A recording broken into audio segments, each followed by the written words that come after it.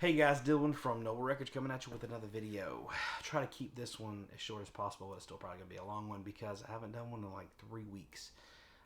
Been super busy. Last week I was preparing for my 3-year anniversary mega drop that I did at the shop. Went over really well. If you've been watching my other channel, my main channel, and then my Instagram, I've been posting all about that, showing all the stuff I've been putting in there and stuff. But, you know, it's really hard to get that kind of stuff and expensive, and you got to dig a lot, because I mean some of that stuff is really rare.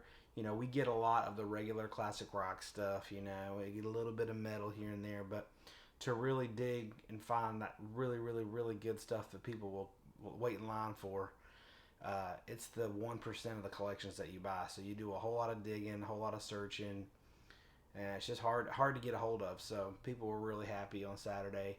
People started lining up at 2 a.m. The line, there's probably 50 or 60 people in line. It seemed that a lot of the people that were close in the front of the line wanted different stuff, so everybody seemed to get what they wanted, or at least most of what they wanted.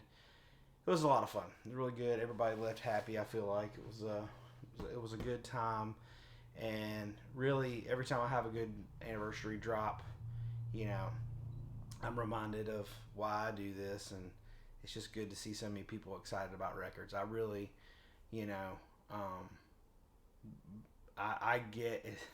I know you probably don't believe this, but I get just as excited sometimes getting somebody a record that they've been wanting for a long time as I do me finding a record that I've been wanting for a long time. I kind of get high off of their excitement too. So it's a day like people are like, yes, I got this, Funkadelic Maggot Brain or whatever. People get really excited about it. It just makes me happy. I really enjoy that for them. But the money of it all doesn't come into play that much for me.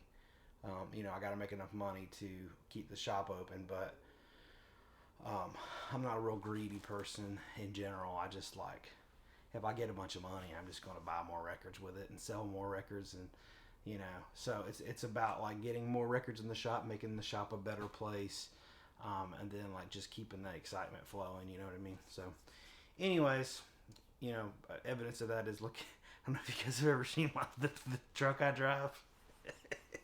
If you have, my truck's probably worth $500, but that's the way I like it. Anyways, we're gonna get started with a bunch of records. So last week I filmed a video, but I didn't post it. I forgot to post it, so I'm gonna show that. I'm gonna go through that stuff again. So anyways, this is 3 weeks of stuff. This is a really good record, one of my better ones. This is Cortex Tropio Blue. Really cool. Has the sound of kind of like a library record. It's like French jazz funk. There's some really good female French vocals on here. But some just really good, like, layered, textured sounds, like really funky. It's at times jazzy, but I feel like it's a record anybody could get into. I had a reissue of it, but a friend of mine was getting rid of some things and sold me this original, which has been on my list for a really long time. So excited to finally get a good copy of that. Gosh, I got stuff everywhere. One thing from the drop like in the past, this band Boris, I have listened to Boris a few times, and it's been one of those things where I'm like, it's not hooked to me. I like it, but whatever. You know what I mean? I'll grab them in the future when I want them really bad. And as I was getting ready for the drop last week, I threw this on, and I'd already said I was going to put it out. So I threw it on. I was like, dang, I like that. It's really good. And so, and it's this limited edition, whatever that's called, like white and red, I think is what it was. So anyways, I listened to a bunch of the Boris albums, and I was like, dang, I really wanted to keep. That's the one I wanted the most. The other ones I wanted too, but that's the one I wanted most. But I was like, I already said I was going to put it out, so I got to put it out. And so I put it out, and it didn't sell in the first hour, surprisingly. So I just put it back in my box, and I was like, all right, as long as nobody's waiting in line for it, I was happy. So everybody got a chance at it. Everybody saw it. And a couple people looked at it and put it back, and all this stuff. So anyways, happy to keep it. It's one of those things. It's limited edition colored vinyl. You could probably find a cheaper one on black vinyl or something. So, anyways, that one's just kind of a cool. But yeah, it's like I'm bad at describing stuff a lot of times, but especially new music. But that's kind of like, it's got that King Gizzard feel to it, but it's a lot heavier. It's a little bit more, or a lot more on the metal side. But I've been like getting into some more stuff like that. I bought this really good modern rock collection last week or a couple weeks ago. But the guy said, I'm bringing you half of it, and I'll bring you the other half another time. So I was like, okay, cool. And he just called me the other day and said he's going to bring back the other half this week. So this week I'll be getting another load of modern rock stuff. But got a lot of really cool stuff in there. Some of it I was familiar with, some of it I wasn't familiar with. And so it was a good opportunity for me to discover some new things and like put some cool stuff in my collection that I didn't already have. So that's the only Boris album I walked away with. But if I had to pick one, it would have been that one. There's a couple other ones I really wanted. Getting into some other things a friend sold me. He sold me a bunch of like grunge and like cool stuff that I put in the drop. He had a couple other really cool things too. This one, Daniel Johnston, 1990. This is a cool record. If you've not ever been into Daniel Johnston, this is the one to check out. This is probably the most normal record that he has. The most that you could like hear actual well constructed and produced songs is on this record. A lot of his other ones are real crazy. Daniel Johnston he was a real DIY singer-songwriter, great songwriter, but probably one of the most misunderstood musicians ever. But his songs were really good. They were, I don't know that, if you ever write a song, there's a little demon in your head that's telling you that sucks. Don't you throw that out and start over, And so like one thing that stopped me a lot of times, songs I've gotten written maybe like half of or 3/4 of, is that there's that 1/4 of it that's really not that good, and I don't want to put it out, because if I want to bare my soul, I want people to receive it well and think it's a masterpiece or whatever. But I feel like he kind of really pushed through that and put out some things that the whole song might not be great, but he expressed his emotion really well. Like I feel like songwriting and art and all that stuff, the purity of expressing your feelings well is the quality of the art, in my opinion. But anyways, so he expresses himself very well. He was bipolar. He had autism, and the songs that he wrote kind of reflected some of his paranoia with religion and the Bible and things like that.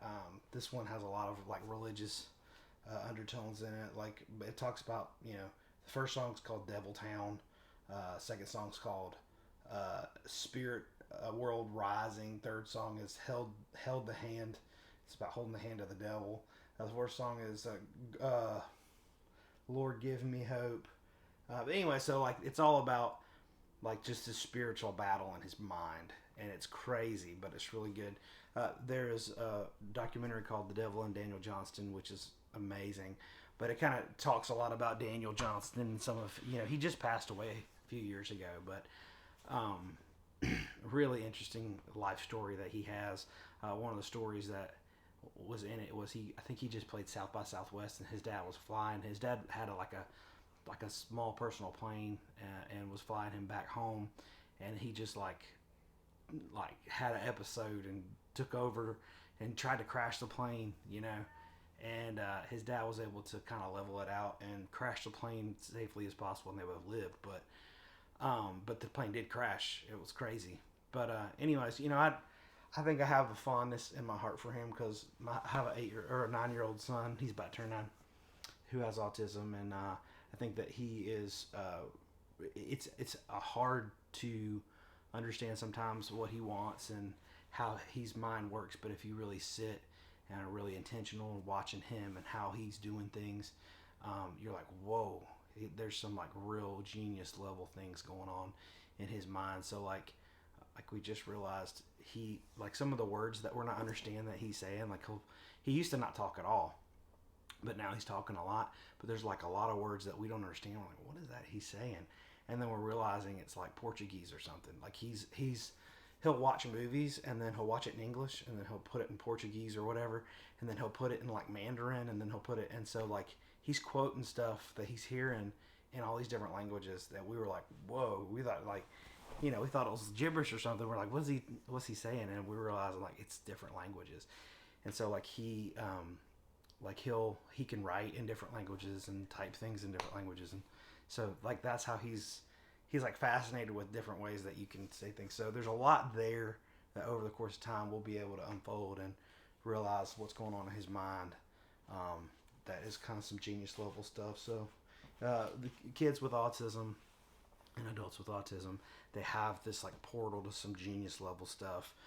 And then like the normal stuff, sometimes they have challenges with, so you really gotta just pour into helping them develop with the normal stuff, and then just let them kind of run free with the genius level stuff and just see where they end up. But a lot of the most successful and brilliant people who've ever lived had autism. So anyways, it's exciting. But also that's why I kind of identify with Daniel Johnston. He had autism, but he was stacked with some other stuff too. He had a hard life. But anyways, all right, continuing. This is a cool one called Wind Force. It's a Australian private pest rock record. It has some hard rock elements to it. It's got some synthesizer stuff on it. It's really crazy. I don't know if I've uploaded this to find this record or not. I've ripped it already. I need to throw it up there. I'll try to do that today. But really, really cool record. It's got some like real space rock elements to it. But it's one that I've almost heard nothing about. But I got this from him. It seemed pretty cool. I wasn't able to hear it. I just basically bought it based on a whim. But I'm not really sure what's up with this. But the guy who wrote all the songs' name's Jim Baker. As we know, there's the USA Jim Baker, who was the televangelist, and then there was the Jim Baker who was the leader of the Source family cult. So there's a lot of interesting Jim Bakers around. This is another one I got from. This is it's a Wire radio sampler. It is tracks from the album 154, but it was just sent to radio stations. It's got a white label. It's pretty cool. It's kind of a letter about the band and like why you should play it, and just like a UK sleeve with a plain white label on it. It's kind of cool. I love Wire, so that's pretty awesome. This is one I've been listening to freaking non-stop. This is Mad Season, Seattle Symphony, Sonic Evolution. Some really, really amazing stuff on this record. So, Mad Season, the grunge band, a lot of members of other bands within the band, but most of these songs are sang by Chris Cornell stepped in to sing the lead vocals on this, but you got a whole orchestra playing like Mad Season and Temple the Dog stuff, and just like crazy guitar, incredible Mike McCready guitar madness. But yeah, it's a really, really good record.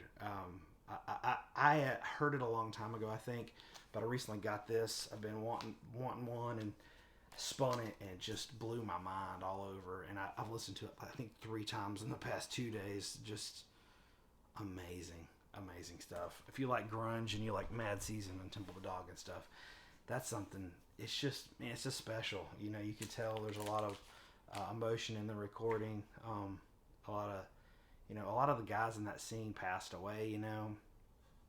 They talk about Andy Wood, the lead singer of Mother Love Bone. Lane Staley, obviously. Anyways, a lot of good stuff. But anyways, that's one to check out. Let's see what else I got. I got this. This is an original press of A Sunday Morning by Grant Green. Got a really good deal on this. It had a little warp in it, but I was able to flatten it out perfectly. And so got a steal of a deal on it because I was able to get it flat. But yeah, Grant Green Sunday Morning. I love Grant Green's original stereo. I'm trying to get all the Grant Green stuff. I've got a few originals. I used to have a few more and sold them to some friends. But yeah, kind of, I don't know if I've mentioned on this video or past videos, but I really am trying to be more intentional about picking up all the blue notes. I want to have all the blue notes, at least up until like 66 or 69. I don't know, but I'd like to complete the whole blue note catalog. It's one of my life missions, but in the past I've had, when you have a shop, you kind of let things come and go. You can't really hold on to everything, but really want to try to focus on that as one of my collections, because I really love Blue Note records. From the just impeccable selection of Blue Note records, to just the photography on the covers, all that stuff. There's just an aesthetic about it that I love. So, anyways, and prestige while I'm at it, but Blue Note's kind of the main focus. This is one Mansion. The band's called Mansion. The album's called Devil Woman. It's really good. I had I think it's called PMG was the label that reissues some of this like African stuff, and that reissue label sucks. They're all like needle drops, so the source audio is terrible. And then I think the guy that runs the label doesn't pay anybody. He just pockets everything. He doesn't pay royalties to the band. So I used to carry them in my shop, and I found all that stuff out. I stopped ordering from them, and they sound terrible too. But anyway, to get one on vinyl is just impossible. This is a really clean copy, really good like Nigerian funk on this Clover label. It's really sweet. I got to get going on this. This is one I found in that house. This is called WSSU Total Sound. It's by the Swingin' Rams. This is a Winston-Salem State University stage band. I saw that cover and I'm like, this has got to be worth $1 million. I got really excited. Like my heart skipped a beat when I found it. And then I looked it up, and I think the Discogs being is like $25. But I think it's one of those things that's not been discovered yet, because listen to it and it's just nasty. It's really good. It's more. It's got like some jazz funky elements to it, but it's got like a more orchestral vibe to it. It's just cool. It's a cool record. It's from North Carolina. Last copy sold for $100, so I don't know. Not really worried about the value, but you could just like, this is just a cool cover. This guy's over here playing just like a cymbal, and there's a snare on the ground, so he's not really playing anything. But this dude's playing saxophone, and this gal is just like adoring him. It's just a cool, and you can tell they're just out at their school getting funky. But yeah, it's just a cool cover. Had to get. This is another one that I pulled. Didn't sell all day, and I put it on and loved it. This is Elder Reflections of a Floating World. It's on some like really cool white and green vinyl. Yeah, this is another one that's like on the heavy side. All the heavy newer bands like All Them Witches and stuff. It's on that same side of it. Sorry, this is getting ridiculous. Got some Pearl Jam. This is the Live at Third Man Records, live in 2016. But really good. I've had a couple of these in the shop before, but I put this on. It's got this split vinyl. But since I've been more serious about collecting grunge, I decided to keep this one. But yeah, this came in that modern collection.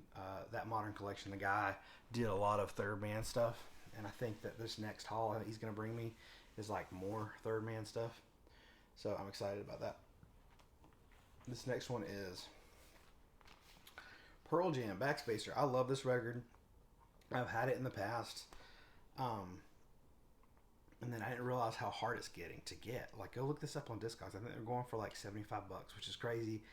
They'll reissue it at some point and it'll come down, but as far as I know, the 2009 original press is the only pressing they've done of this, so that's why the price is kind of high on it.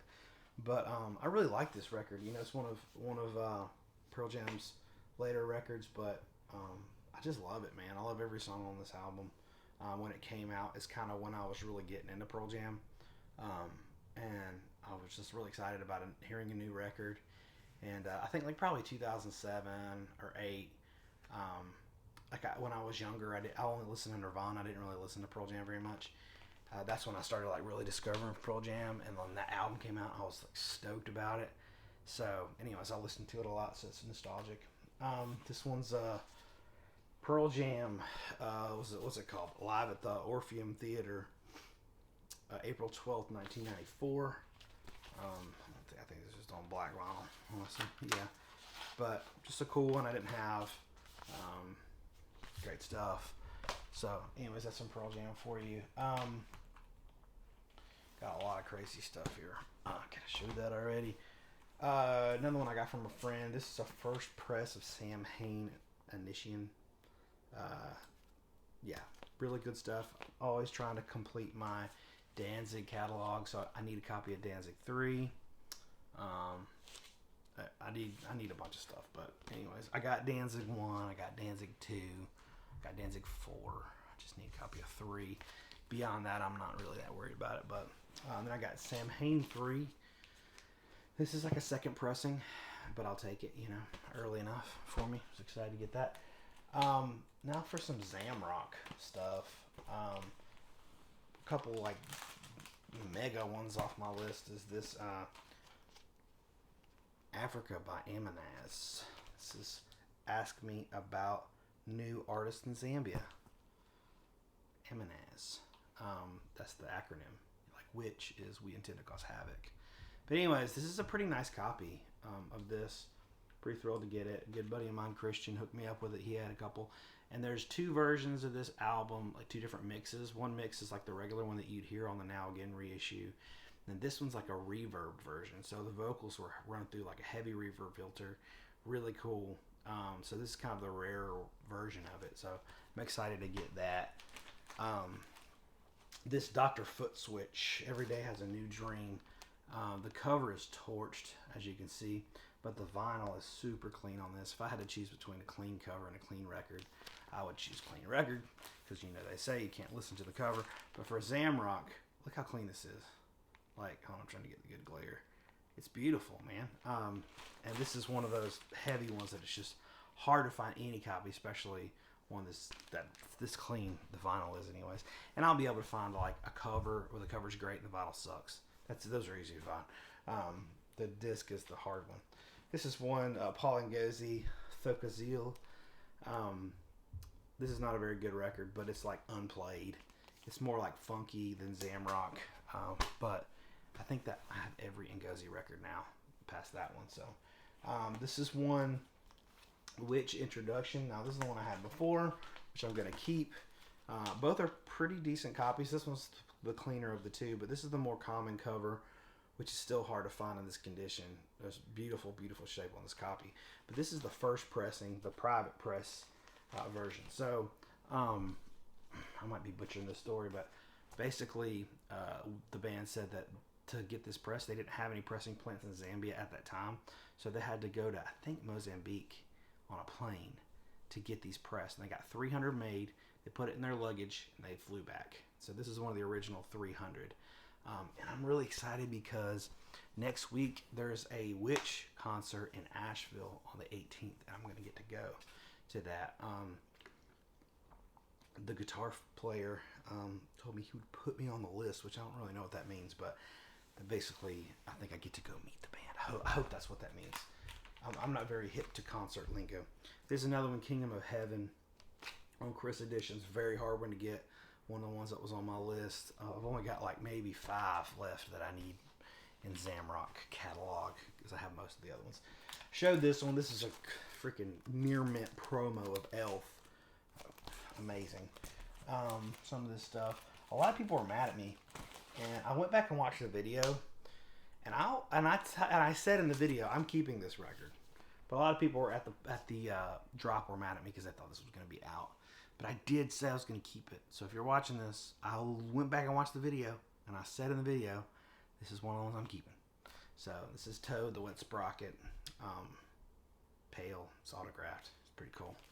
So I'm not going to talk about these because I showed them in that video, and this one's going to be really long if I talk about all this stuff. I found this one in there, which I didn't talk about in the video, but I ended up keeping because it's in the shrink. It's a Crosby, Stills, Nash & Young in the shrink with the sticker. I don't think I've ever found one in the shrink with that Woodstock sticker. But it's like a near mint copy.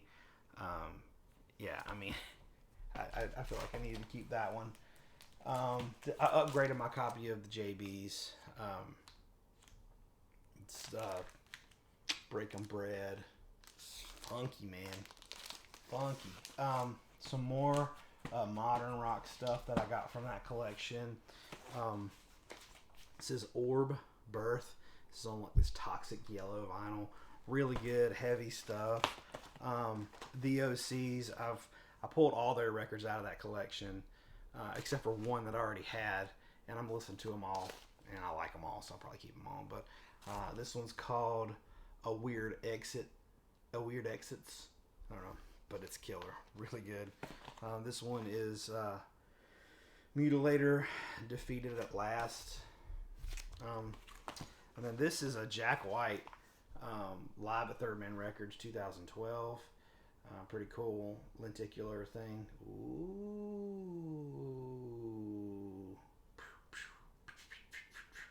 Alright, sorry. Too much fun with that.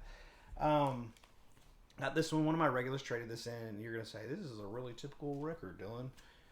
But this is the Police Regatta de Blanc. But this has the sticker, which I don't think I've ever had one with the sticker, and it's a near mint promo. So I decided to keep that one. I do like this record. Actually, I think I already have. I think I have the 10-inch version of it. But anyways, whatever. This is the Ramones radio sampler of Road to Ruin. Never seen this before. Got it. It's near mint. It's going in the collection. Upgraded mine. I had kind of a rough copy of this, but this is an original promo. So I upgraded it. This is called Universe. It's really rare private press hard rock record. I don't know how much they cost, like $1 million. Let's just say $1 million, or average of $1 million. I don't know. One of those really expensive ones that I'll never find. So they just reissued that, and I got it. This is a Pearl Jam Jeremy 12-inch picture disc single. Pretty cool. It came in the shop, so I decided to keep it. This is an original Enter the Wu-Tang. It's got a sticker on the top here that says Warped, but plays perfect. $4. So I got this. Someone traded in. It was warped, like it says, but I was able to flatten it. It's like perfect, you know. But it's an original press. I didn't have an OG of that. Probably one of my top 2 or 3 hip hop records of all time. Got this one. This is the Misfits Static Age, which I had a copy already, but this is a first '97 press. But someone put the sticker on it that says "Enough of your douchebaggery," which I would agree. Someone's douchebaggery made them put a sticker on this record. So I'm gonna try to get the sticker off. We'll see. Leave me in the comment section. Should I leave the sticker on or take it off? Got this for $1. Dolly Parton. Hello, I'm Dolly. I've been wanting this for a while, but I didn't want to pay up online because I felt like I could find one somewhere for $1, which I did. Pretty clean one. This is a record I've listened to a ton lately. This is the Breeders' Pod. Happiness is a Warm Gun. It's an amazing track on here. I love it. It's obviously a Beatles cover. Gigi Grice Quintet just got this. I think this is the second time me owning this copy. The first time I had it in the shop, I listened to it and really liked it and debated on keeping it, but needed the money and sold it. Sold it to a regular. He traded it back in last week, and I was like, yes. Lee Morgan, indeed. This is a Music Matters pressing. Really nice. It's the 45 RPM. Sounds incredible. I need an original of that, but this will do for now. This is Andrew Hill Judgment. This is a 90s not Japanese. I think it's US press or Canadian. It's a 94 press. It's supposed to sound really good. It does sound really good. It's one of the better sounding copies, but I would love to have an original of this. I love Andrew Hill. It's got Bobby Hutcherson on it, Elvin Jones, Richard Davis, you know. Killer record right here. Lou Donaldson, Gravy Train. Got this. Came in the shop, just walked in. Real good. Lou Donaldson, you know. Herman Foster, Ben Tucker. Got this Coltrane Plays Blues. Didn't have this yet. Got a good copy of that. This is a near mint in the shrink original stereo of Coltrane Olay. As I'm completing my Coltrane collection, I'm gonna do these two. This one is like smoking clean. So that was a thrill to get. This is one. This is Clifford Jordan in the World. It's on Strata, and it came in with no cover, so I'm really bummed about that. Just got this. I was missing this tone post. Somebody traded this in. Jackie McLean's Time. Great record. I'd love to have an original of that one too. My friend Lonnie, that I've talked about in pretty much every video I've ever made, brought in this. This is the Moving Sidewalks 99th Floor single. This is on the Tantura label or whatever. So this is not on the 99 or the Moving Sidewalks Flash, which I have the LP. This is the single that's not on there. So I needed it, and he found it at a yard sale or something for $1, like he always does, and I've traded a bunch of stuff for it, like I always do. So then I've got a few more things in my little box over here. These came in the shop the other day. I was pretty excited to see them. James Brown and his famous Flames. Please, please, please. This is one kind of a rule of thumb. If you see a James Brown record with white people on the cover, it's worth money. They're just kind of rare. James Brown, amazing. This is a pretty clean copy. This is one of the harder ones to get. But James Brown has early stuff. There's a few that I'm missing. That's one. This one featuring Night Train is one too. But the ones like, why would you put these people on the James Brown album? Like, this is not indicative of the music at all. It's so stupid, but that's how it was back then. You know, like a lot of the Miles Davis records.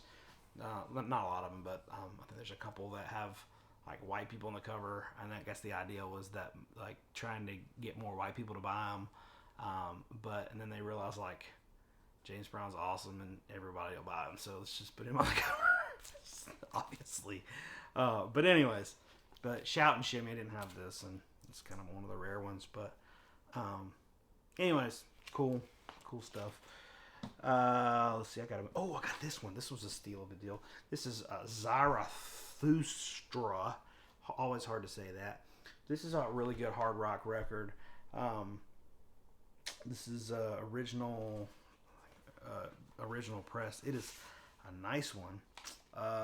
Let's see. It's got the stock UK press metronome insert, and this is the label on it. So basically, if you found this and you didn't know what it was, see, it's not a perfect one, but it's probably VG.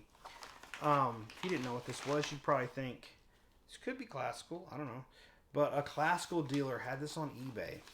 So these records go for a lot. I mean, I've been wanting one, but can't find one for a good price. I think they go for like $800 or something. Really, really rare, hard to find. And this classical dealer on eBay had this, and they listed it as G condition. I think they had 150 on it. And I went and they did a full album rip. Listened to the album rip. It sounded great. So I bought it, I was like, that's a great deal. I'm going to buy it. Bought it. It took a friggin' month to get here. Got here. I put it on. It sounds great. You can hear some static, some surface noise in between the tracks. But other than that, it's a great sounding record. I love it. And, classical dealers are really, really, really particular about any sort of surface noise. So they are harsh with their grading, which is great. So a lot of times if you see a classical dealer and they rate something as G, I mean, this is VG probably. I mean, it really. So it sounds VG. It doesn't look great, but it sounds VG. Got a few more here. Dadgummit. Kind of got a lot more here. I'm trying to hurry this up because I know I don't like to go over 30. Grant Green, Feeling the Spirit. It's got some gospel numbers on here. But really good Blue Note that just came out. Tone Poet that just came out. Machu Picchu 2000. This is like a South American. What's this from? This is like from. I don't know, Argentina or Brazil or something. Anyways, really cool, like South American blues rock type thing. A friend of mine was selling a bunch of stuff, and this was one of them. I wasn't even familiar with it, and I bought it because it was a good price, and it's great. This is Fireballs on the Mountain.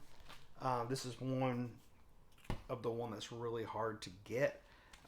Zamrock wise, it's just impossible to get this record. I've never had a chance to get one, but a friend of mine sold me this one. It's obviously missing part of the cover, but it's not too bad a copy. It's good enough for me for now. But I don't even know if you can listen to this anywhere. I think there might be like one track on YouTube. I can't remember. But yeah, this is a really killer one. And I might try to rip it if it's in good enough shape. It's decent. But the Fireballs, they had that record in the sorry guys, I'm exhausted. In the Zamrock box set. there's another Fireballs record called Dots, which is kind of a lost Fireballs album. I've talked about this a little bit in the past, but basically Fireballs recorded this, and they wanted to put this in the Zamrock box set. And they did a deal and everything with, I guess, the guy that owned the rights to it, the Fireball stuff, and they sent him a contract, and he signed the contract and everything. But then when he sent it back, he had sent it back with a different tape. So he had changed some of the wording in the contract and sent it back with a tape, and they start listening to the tape, and they're like, "This is not the Fireballs record. This is something else." And so they call the guy, and they're like, "What the heck is this?" And he's like, "Oh, we actually have the tape for this one, but this is the one that we never put out." So they got the original master tapes for this Fireballs record that never came out. It's called Dots, and that's what's in the Zamrock box set. So that's the original that's in the Zamrock box set. It's the first time it's ever been released. Really cool. But then this is the only record that they ever put out as Fireballs. But they also did the backing band for a lot of people, for a few people. One being Teddy Cheesy, which I got this record. I had a copy of this, but it was just absolutely destroyed. This is really, really good. It's called Lembigani, but he has another one called Superstar, which Superstar I put on my Find This Record account. I ripped that because it hadn't been ripped before, but this is a fantastic one. Superstar's a fantastic one, but it's got that pop vocal thing, but it has this rocking band in the background with some great guitar riffs and stuff. Got this one from him too. This Led Zeppelin 269 press with the black Ovi. I used to have one, and I didn't have it anymore. So, and this is Black Murder, Long Burn the Fire. Didn't have this Black Murder record. I got the other one with a yellow cover. That's the better one. This one's okay, but I didn't have it, so I wanted to get it. And then, what else? Anything else that I really need to show y'all? You really need to see. I got the Bill Evans box set. The Bill Evans Analog Productions Riverside box set. It's freaking amazing. Been getting my way through that. But anyway, it's just been enjoying life and working really hard. And I try not to complain about working really hard because I really like it. I don't like to just not work. When it's sometimes, when my wife goes out of town or something, and I'm stuck at home and I can't really get much done. I just gotta sit at home and watch the kids or whatever.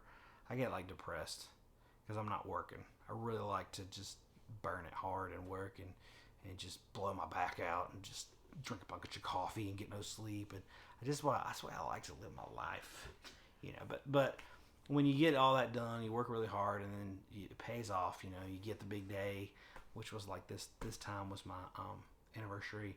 It's nice the next week to kind of chill and listen to some records and relax a little bit. But I'm chomping at the bit to get back out there and get some more done, find some more records. I still got a whole storage unit full of records over there from that house that I haven't been through all of them, so I'm itching to get over there. So anyways, thanks for hanging with me for this whole giant, crazy, long video. We will see y'all next time.